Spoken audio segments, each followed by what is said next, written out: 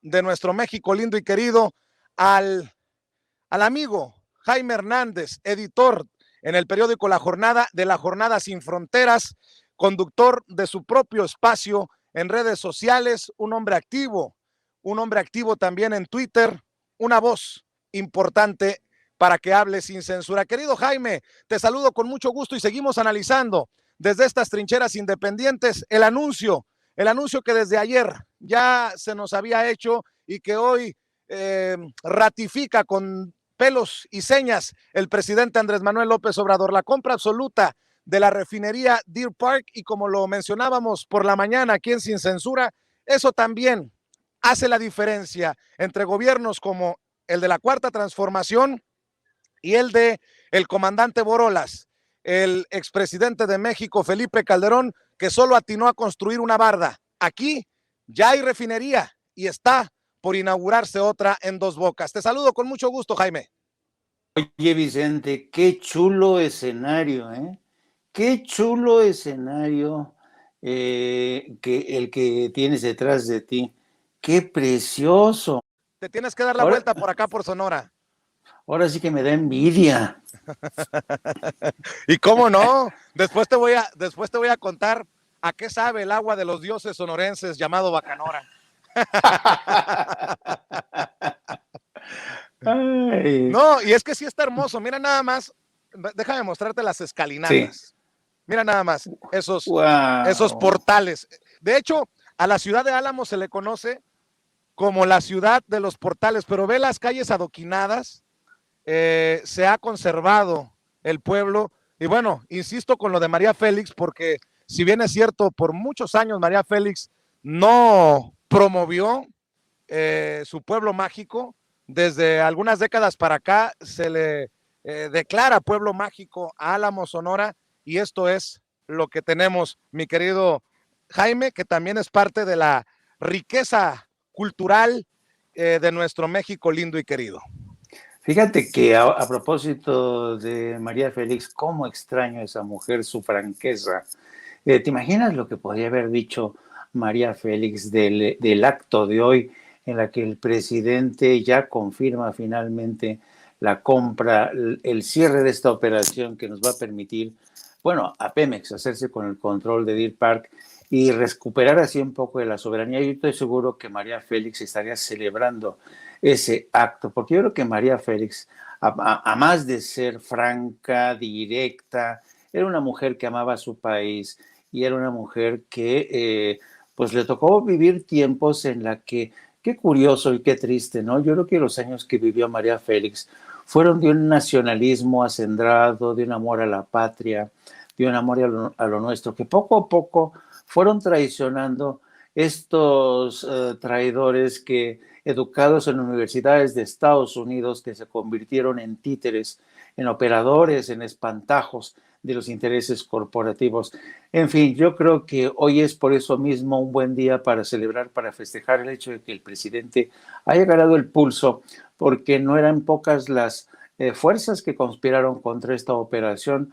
Hablábamos en la mañana de los esfuerzos de algunos congresistas del Partido Republicano que intentaron por todos los medios frenar esta operación de compra-venta.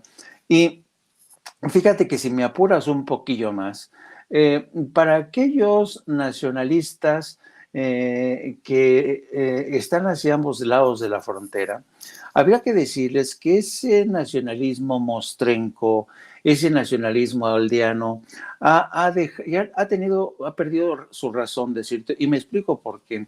Yo creo que para dos países como México y Estados Unidos, que en muchos sentidos, yo he dicho, Vicente, que México y Estados Unidos se ha convertido en una especie de hermanos siameses, ¿no?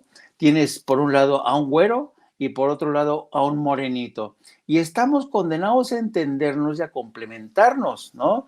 Y el hecho de que México haya cerrado este acuerdo con Shell habla de esa complementariedad Y ese nacionalismo que siguen a unos agitando desde algunos medios diciendo, no, que Estados Unidos tiene que reclamar a México, que cómo es posible, que están retrasados, habla de esta falta de entendimiento de la realidad política de ambos países. México y Estados Unidos se complementan desde el ámbito de seguridad fronteriza, comercio, seguridad en materia de, comparten comparten básicamente, son como las venas que comparten ambos. Es como si ambos siameses compartieran corazón, compartieran riñón, compartieran pulmones.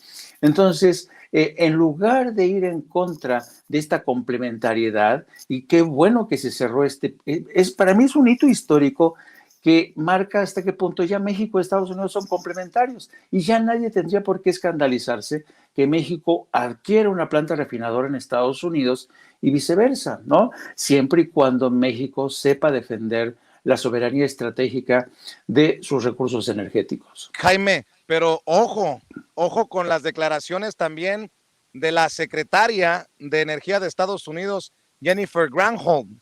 Dice, reconoce preocupaciones por el presunto impacto negativo que podría tener la reforma eléctrica. La secretaria de Energía de Estados Unidos expresó las preocupaciones de Washington en su visita en México por el potencial impacto negativo de la reforma eléctrica que impulsa el presidente López Obrador.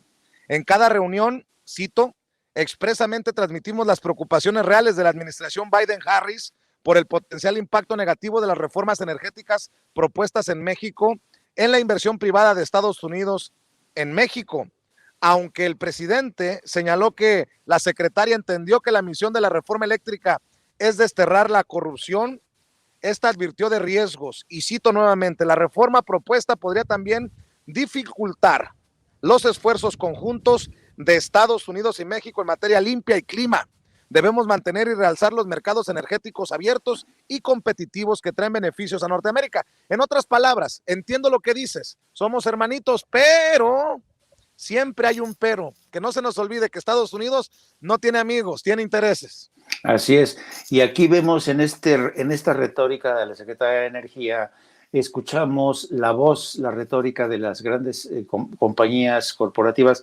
Y fíjate que por eso mismo el presidente en la mañana de hoy aceptó que de algún modo entendió la petición de Estados Unidos y por eso va a revisar caso por caso a las empresas que ya tienen inversiones aquí. Yo creo que vamos a ver qué es lo que ocurre. Vamos a ver si después de estas negociaciones las cosas llegan a buen puerto. Yo sospecho que sí, porque uno de los puntos claves que tiene que ver, y lo aseguró así, lo subrayó el presidente esta mañana, es el tema de los subsidios. No puede ser que México siga subsidiando a empresas que vienen a invertir aquí, que les facilite todo, que les abarate la energía eléctrica. Porque mira, Vicente, desde hace mucho tiempo, y en el marco no solamente de la relación bilateral, sino también en el marco del Tratado de Libre Comercio, México ha competido desde la desventaja frente a Estados Unidos, porque, por ejemplo, en un campo, el agrícola, tú sabes que Estados Unidos subsidia a todos sus agricultores y esa competencia desleal ha destruido ha arruinado a millones de campesinos que han ido a remolinarse ahí en las grandes ciudades. Bueno, por eso el presidente dice, no vamos a seguir subsidiando a empresas que sí vienen a invertir y bienvenidas sean, pero no vamos a seguir subsidiando, pagándoles, ofreciéndoles energía eléctrica a menor precio, exenciones fiscales, etcétera, etcétera. Así es que yo creo que es un buen punto de inicio. Acuérdate que en cualquier negociación, y eso lo tendría que tener muy en claro Jennifer Granholm, yo creo que, y lo decía, me acuerdo que lo decía mucho Obama, en cualquier negociación bilateral, tú no puedes esperar que el 100% de tus peticiones se cumplan. Y en este sentido, vamos a ver hasta qué punto el gobierno de México cede, pero también Estados Unidos tiene que ceder porque más le conviene, Vicente, a Estados Unidos contar con México. Sí, efectivamente, los intereses corporativos tienen sus intereses, pero también México tiene por primera vez en mucha historia a un presidente que sabe lo que está haciendo y ha dicho desde un principio y bastante claro, por aquí no van a pasar Por aquí se van a estrellar si quieren ustedes que sigamos en las mismas condiciones. Así es que yo, fíjate, ¿qué quieres que te diga, Vicente? Confío más en la honestidad y en la decencia y en la firmeza del presidente de México. Déjame creer en esta ocasión que tenemos a un presidente que realmente no se nos va a arrugar frente a Estados Unidos. Eso me gusta, porque hay autoridad moral, autoridad moral.